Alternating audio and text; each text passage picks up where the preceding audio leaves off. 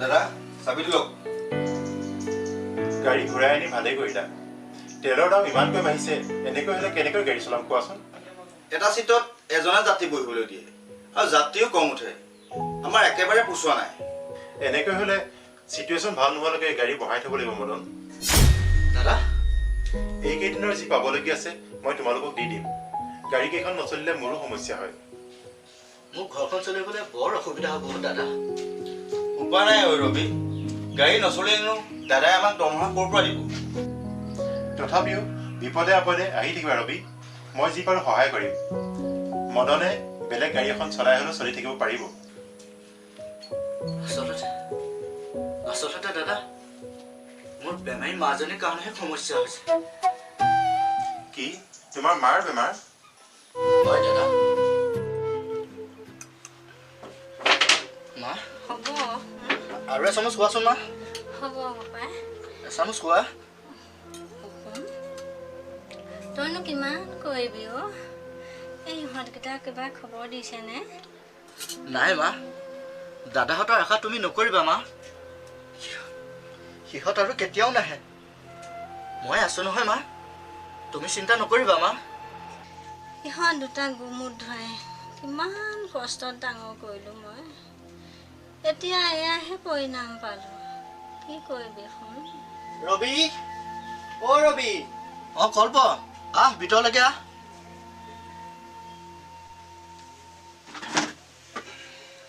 অ বৰ্মাক দৰৱ খুৱাইছ বৰ্মা ভাল পাইছেনে ক'তনো ভাল পাম অ' কল্প ইয়াৰহে বৰ কষ্ট হৈছে ইয়াৰ কষ্টবোৰ দেখি মইহে বৰ কষ্ট পাইছোঁ বুজিছনে বল কল্প বাহিৰতে বহোগৈ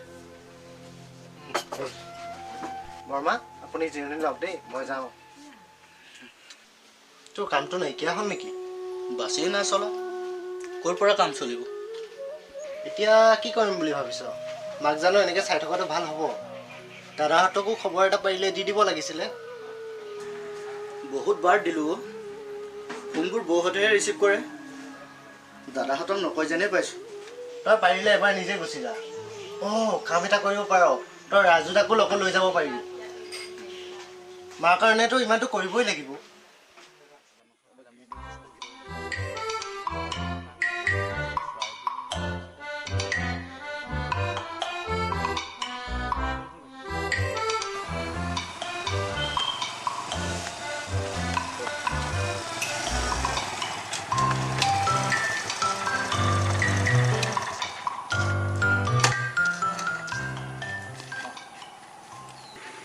কি হ'ল ক আমি এফালে যাম ঐ ৰবি তোৰ যে সেই শিৱসাগৰ এই যে সোণাৰী চাকৰিটো গ'লগৈ বোলে অঁ তাৰ মানে তহঁতৰ পুত্ৰ জন্মিছে নেকি এই মাত খাই দিছোঁ আৰু কি কৰিবি পঢ়া শুনা কৰিব নোৱাৰিলি তেতিয়া বাছৰ কণ্ডাক্টৰকে কৰিছোঁ তহঁতৰ দৰে ই দেউতাকৰ ইনকমত খোৱা নাই জান এই লগৰ ল'ৰা বুলি কৈছিলোঁ আৰু কামৰ কোনো সৰু বৰ নাই বুজিছ ই কণ্ডাক্টৰ কৰি যিকেইটা পইচা ইনকম কৰে গোটেইকেইটা মাকৰ বেমাৰতে খৰচ কৰে আৰু তহঁতেতো গাৰ্লফ্ৰেণ্ডৰ লগতহে খৰচ কৰ মোৰো তহঁতৰ দৰে বাইকত ঘূৰি ফুৰিব মন যায় জানো কিন্তু ঘৰত পৰি থকা মোৰ বেমাৰী মাজনীৰ বিষয়েতো তহঁতে নাজানো বাৰু হ'ব দে আমি এতিয়া এই ৰবি দাদাহঁতৰ ঘৰলৈ যাওঁ হ'ব যা তই যে এটা তই তাহাঁতক তেনেকৈ ক'ব নালাগিছিলে নহয় মই তেনেকৈ ক'ম বুলি ভবাই নাছিলোঁ সিহঁতে বেয়াই পেলাইছে শুনিছোঁ ৰবি ককায়েকে বোলে টকা পইচা একোৱেই নপঠায় অঁ আজিকালি মানুহবোৰ বৰ স্বাৰ্থপৰ শুনিছোঁ ৰবি ককায়েকহঁতে ডাঙৰ কুকুৰ পুহিছে আৰু সেইকেইটা ডেইলি খৰচে বোলে 400-500 টকা অথচ 300-400 টকাও মাকলে পঠিয়াব নোৱাৰে সেইকেইটাক দেখিছোঁ মাকে জন্ম দিয়া নাছিলে কুকুৰেহে জন্ম দিছিলে নেকি আমি ফটোৱা কৰিব পাৰোঁ কিন্তু মা দেউতাক কেতিয়াও অশ্ৰদ্ধা নকৰোঁ ঐ দুজনী আহি গ'ল বে এজনী যে বৰ পাছ লৈ ফুৰে মোৰ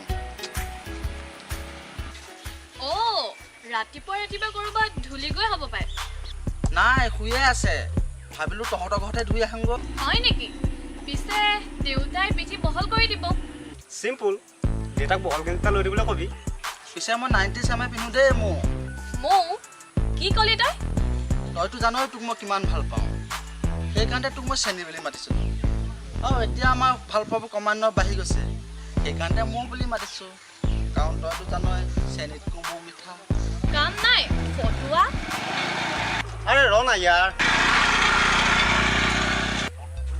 বাদ দে যাবলৈ দে পিছে এতিয়া ক'ত ধুবিগৈ কি হে মেখেলা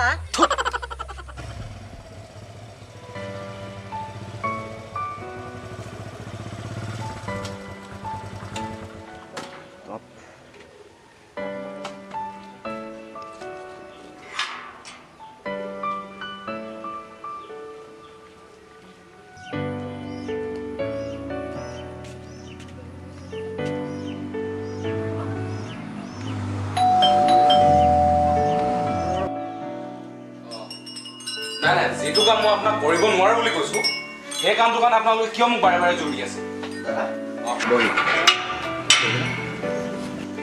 নাই আপোনাক কম চাওক ইমান কম এমাউণ্টত মই বিল পাছ কৰিব নোৱাৰো আৰু আপুনিতো জানেই মই 50ৰ তলত আপোনালোকৰ কোনো কামেই কৰিব নোৱাৰো এতিয়া শুন ৰাখক কিয় আহিলি আৰু এওঁ কোন হয় সোনকালে কওক মোৰ অফিচ টাইম আছে আৰু দেৰি হৈছে মাৰ বেমাৰটো বেছিকৈ হৈছে দাদা মই কি কৰিব লাগে এতিয়া দাদা মাক মেডিকেল নিম বুলি ভাবিছোঁ তুমি পাৰিলে টকা কেইটামান দিয়াচোন প্ৰতিটো কথাতে যে তই পইচা বিচাৰি আহ মই কিমান ডাঙৰ প্ৰজেক্ট এটা হাতত লৈছো তই জানো জানো বিনুটোৰ ওচৰলৈ যাবি সি দিব পাৰিব প্ৰজেক্টৰ কথা নাজানো দাদা তোমালোকেতো বহুত কথাই আমাক নজনোৱা জনাইনো কি কৰিবি তই জানো কিবা সহায় কৰিব পাৰিবি আৰু শুন সেইখন ঘৰলৈ মই কেতিয়াও নাযাওঁ গাঁৱৰ যিখিনি মাটি সম্পত্তি আছে সেইখিনি তই লৈ ল'বি আৰু মোক আমনি দি নাথাকিবি কিহৰ সম্পত্তিৰ কথা ওলালে নো তুমি যোৱাই নাই যে এই ওলাইছে আৰু মই আহোঁ এই বাকীখিনি যি আছে বৌৰ লগত পাতি ল'বি সম্পত্তিৰ ভাগ বিতৰণৰ বাবে আহিলা নেকি পৈতৃক সম্পত্তিৰ ভাগ কিন্তু চবে সমানে সমানে পাব লাগিব সেইবোৰ কামত অহা নাই নব খুৰীৰ বেমাৰটো অলপ বেছি হৈছে বৌ তাকে মেডিকেললৈ নিবৰ বাবেহে আমি চিন্তা কৰিছিলোঁ আমাৰ বিপদৰ সময়ত যে খবৰ নোলোৱা তোমালোকৰ বিপদত কিয় দৌৰি আহা আপোনালোকৰ কিবা বিপদ হৈছে নি বৌ ইমান ডাঙৰ প্ৰজেক্ট এটা হাতত লৈছে কনষ্ট্ৰাকশ্যনৰ কামো চলি আছে টকা পইচাৰ কিমান সমস্যা হৈছে আমিহে জানো সেয়া কি বিপদ নহয় তোমালোকৰ সম্পত্তিৰ কাৰণে বিপদ কিন্তু মোক যেন জনম দিয়া আইজনী বিপদ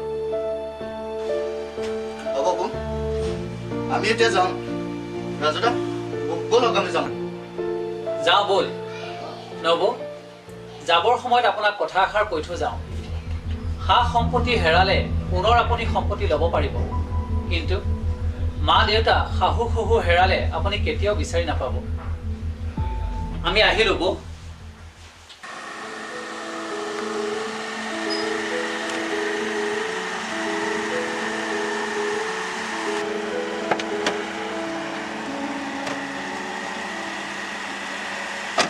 তাৰ মানে তোমালোকে আমাক নীতি শিক্ষা দিবলৈ আহিছে আপুনি যি বুলি ভাবে নব আহিলোঁ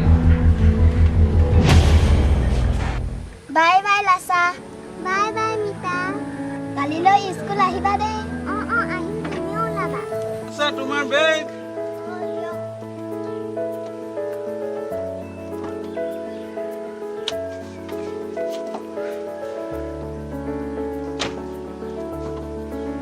বাই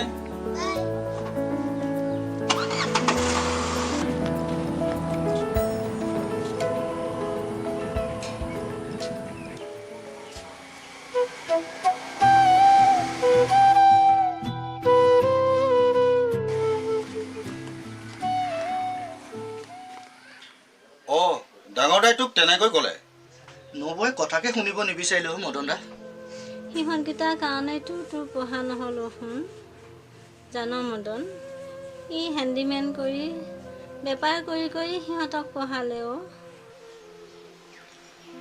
খুৰী মই সকলোবিলাক জানো নহয়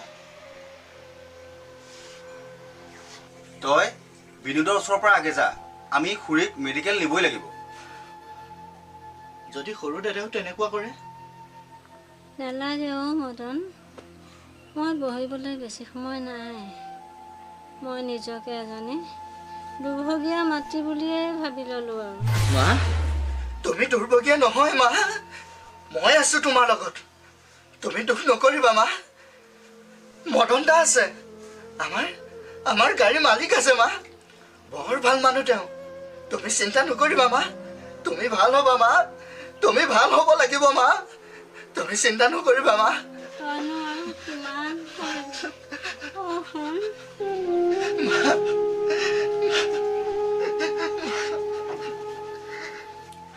হয় খুৰী, আমি আছো।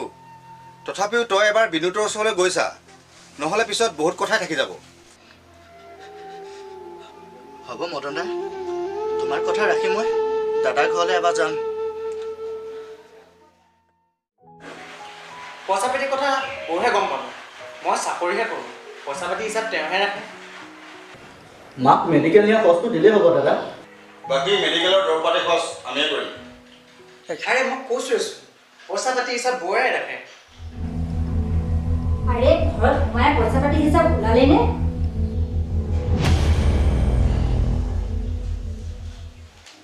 মাৰ বেমাৰটো অলপ বেছি হৈছে বৌ। আমি ক'ৰ পৰা দিম? যোৱা সপ্তাহত বুলগেৰিয়াৰ দৰৱ এটা 50,000 দি কিনিছোহে, তাক খোৱা বোৱা খৰচতে 300-400 টকা লাগে ডেইলি। তাৰমানে আপোনালোকে এটা কুকুৰৰ বাবে ডেইলি 300-400 টকা খৰচা কৰে? অফক'ৰ্চ, কাৰণ কুকুৰ মানুহতকৈ বেছি বিশ্বাসী।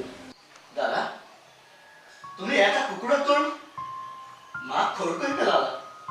50,000 টকা দি কুকুৰ কিনিছা, কিন্তু সেই বেমাৰী মাকজনীৰ কাৰণে তুমি 500 টকা দিব নোৱাৰিলা।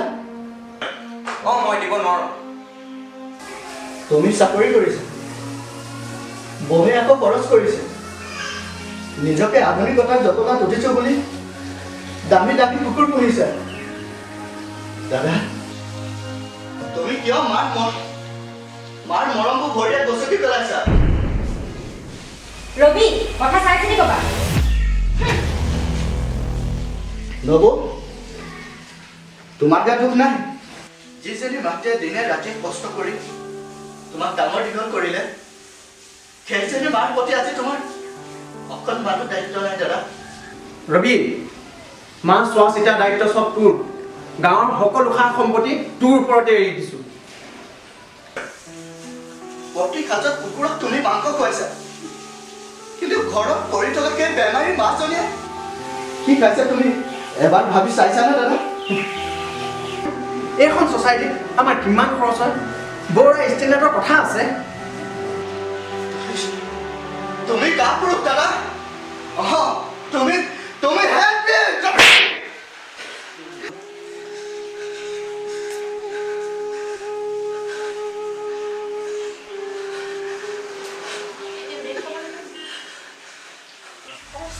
ভাইৰাই দেখিছোঁ ইয়াক পইচা বিচাৰি অহা নাছিল, তোমাক অপমান কৰিম বুলিয়ে আহিছিল।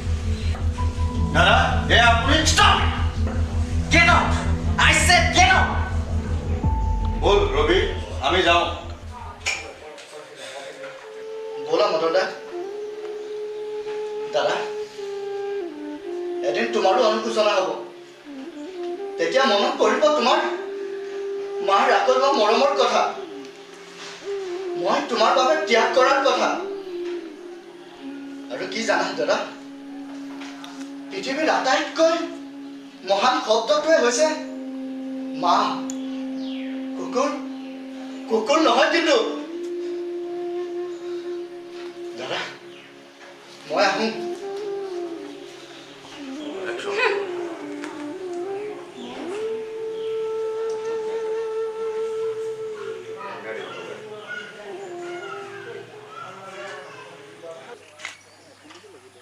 বিটু, কথা এটা শুন।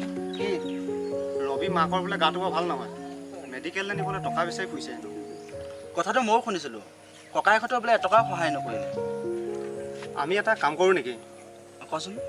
আমাকতো মানুহে ফাল্টু মানুহ বুলিয়ে ভাবে। ৰবি মাকৰ কাৰণে যদি আমি এটা কিবা সহায় কৰিব পৰা হ'লে। সদায়তো আমি বেয়া হৈ থাকিব নোৱাৰোঁ, ঘৰত ক'লেও অৱশ্যে সহায় নকৰাকৈ নাথাকিব। তেন্তে কালিলৈ ওলাবি, কি পাৰোঁ দি আহিম। যদি তেজ লাগে তেজো দি আহিম। আৰে পাগলজনী আহিছে দেখোন। এই ৰ মোৰ ৰ'বলৈ সময় নাই। কাইলৈ ৰবিহঁতৰ বমাক মেডিকেললৈ নিব। দেউতাক খুজি পইচা কেইটামান লৈ আহিছোঁ, তাকে দিওঁগৈ। আমিও তাকে চিন্তা কৰি আছোঁ। আৰে তহঁতিও চিন্তা কৰিছ? ৰত্নাকৰো এদিন বাল্মীকি হৈছিল জান।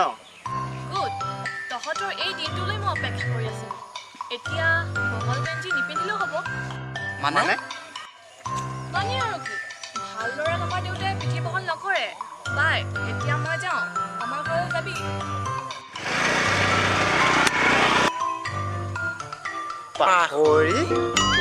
আমিও কাইলৈ যাম দে ৰন্তু। যাম ওলাবি। ঐ এটা কথা নহয়, কি? ৰবিহঁতৰ যে ককায়েকৰ কুকুৰটো, তাক দিনে 1 কেজিকৈ মাংস লাগে। ইছ ৰাম, মই কুকুৰ হ'ব লাগিছিলে গম পাইছ। তাকে সদায় মাংস খাব পালোহেঁতেন। ভাগ্য বেয়া, মাক বাপেকক চিকিৎসা নকৰা একাংশই কুকুৰকহে খুৱায়। ঠিকেই, মাক বাপেকৰ বাবে এটকাও খৰচ নকৰে। এনেকুৱা দিন অৱশ্যে সকলোৰে আহিব। আমাৰ আইতাই এষাৰ কথা কৈছিল, আইলৈ যে হাত বাইলেও সেই হাত। ৱাও,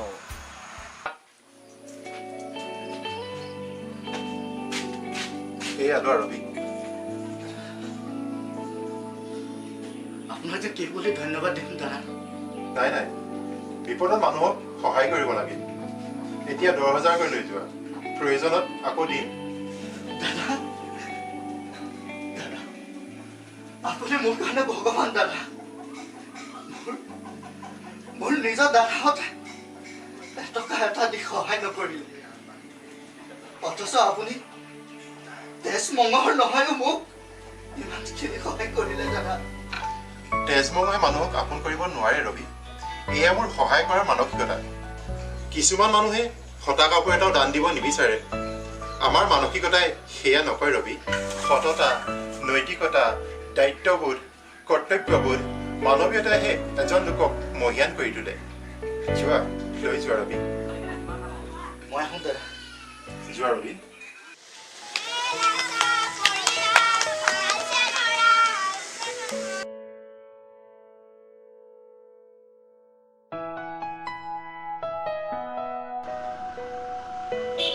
দাদা ৰখাওকচোন। লাছা, তুমি ইয়াত যে? মই খুৰা আৰু আইতা ঘৰলৈ আহিছিলোঁ। এয়া তুমি কি কৰিছা? মই খুৰাৰ লগত শিকোৱা গাড়ী শিকিছোঁ। মিতা, ড্ৰাইভাৰ।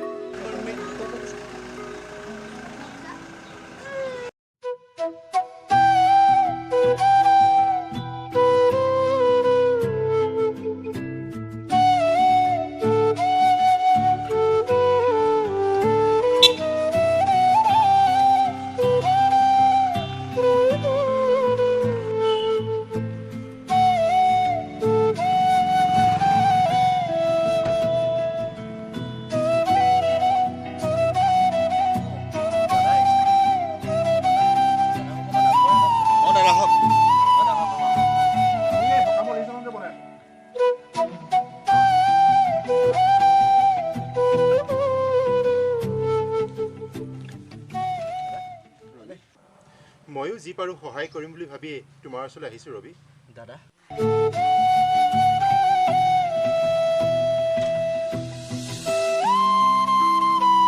আহক বৰদেউতা।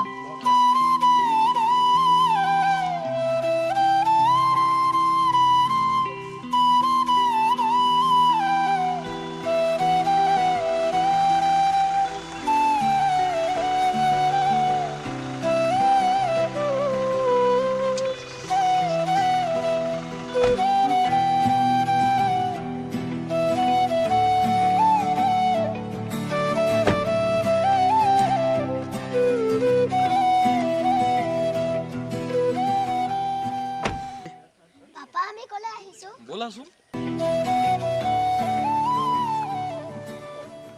তুমি সেইদিনাখন আমাৰ ঘৰলৈ গৈছিলা নেকি? কিয় এয়া তোমাৰ সৰু খুৰা আকৌ? ক'তা পাপাহেঁতিতো মোক খুৰা আছে বুলি কোৱা নাই। এইখন তুমি কাৰ ফটো লৈছা? এইখন তোমাৰ আইতা হয়। আইতা? আগতে মোৰ আইতাও আছিল। তোমাৰ আইতাও আছিল, তুমি নাজানা নেকি?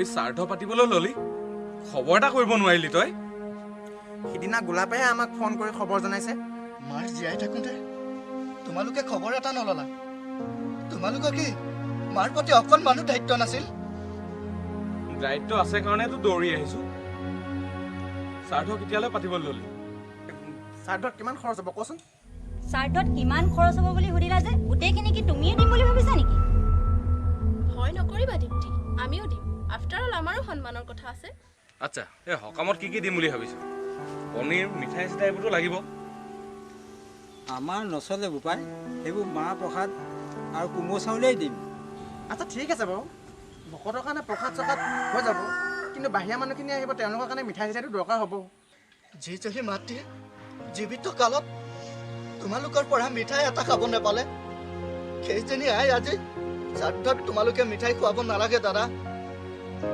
মাৰ শ্ৰাদ্ধ তোমালোকে পাতিব নালাগে মই যিমানৰ মানুহ সিমানতে থাকিম মাৰ শ্ৰাদ্ধ এওঁলোকে পাতিব মদন দাহঁতে পাতিব দাদাই পাতিব বৰদেউতাৰ পৰামৰ্শ মতে মই যেনেকৈ পাৰিম তেনেকৈ পাতিম আচলতে মই সঁচাকৈ নাজানো ৰবি যে দুজন উচ্চ শিক্ষিত ককায়েক আছে আজি নহা হ'লে মই তাকো নাজানিলোহেঁতেন যিগৰাকী মাতৃয়ে জীয়াই থাকোঁতে নিজৰ পুত্ৰৰ পৰা অকণমান সহানুভূতি নাপালে সেই মাতৃৰ শ্ৰাদ্ধত 1000 টকা খৰচ কৰি জানো শ্ৰাদ্ধ পাতিলে মাৰ আত্মাই জানো শান্তি পাব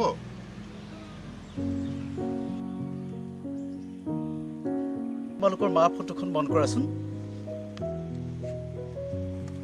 এইখন চোৱা তোমালোকৰ মায়ে আজি কোনযোৰ কাপোৰ পিন্ধিছে আৰু তোমালোকে পিন্ধিছা এযোৰ দামী চুট তাই পিন্ধিছা তোমালোকৰ চুটযোৰ সামান্য এটা অংশ মাৰ কাপোৰযোৰ নহয় মূল্যটো নপৰে গতিকে মই ভাবোঁ তোমালোকে শ্ৰাদ্ধটো জাকজমক কৰিব নালাগে পোলাও লুচি পুৰি বা এইবিলাক মাছ মাংস দি তোমালোকে বৰ জাকজমক কৰিব নালাগে আমাৰ গাঁৱৰ যিটো পৰিৱেশ গাঁৱৰ পৰিৱেশৰ মতে পাতিব এখেতসকল আছে এখেতসকলে দিহা পৰামৰ্শ দিব তেনেদৰে পাতিবা আৰু চোৱা এটা কথা মা দেউতাৰ অবিহনে পৃথিৱীত পৰিচয়বিহীন হ'ব লাগিব আমি জাৰজ হ'ব লাগিব গতিকে মা দেউতাক সদায় শ্ৰদ্ধা কৰিবলৈ শিকিবা ভক্তি কৰিবলৈ শিকিবা নহ'লে তোমালোকে জাৰজ হ'বা কাৰণ তোমালোকেও সন্তান এটা তুলিছা সেই সন্তানে যদি তোমালোকক এনেকৈ উভতি ধৰে তেতিয়াহ'লে তোমালোকে কাক লৈ জীয়াই থাকিবা কোৱাচোন কাক লৈ আশা কৰিবা তোমালোকে গতিকে দাদা তোমালোকৰ সহায় নালাগে মোক মাৰ চিকিৎসাৰ বাবে এখেতসকলে যিদৰে সহায় কৰিছিল শ্ৰাদ্ধৰ বাবে দাদা অকণমান সহায় কৰিব মদন দা তুমি মোক সহায় কৰিব নিশ্চয় কৰিম ৰবি কৰিম নিশ্চয় কৰিম নালাগে তোমালোকৰ সহায় বৰদেউতা আপুনি মোক উদ্ধাৰ কৰক বৰদেউতা মাৰ শ্ৰাদ্ধৰ বাবে মোক সহায় কৰক ৰবি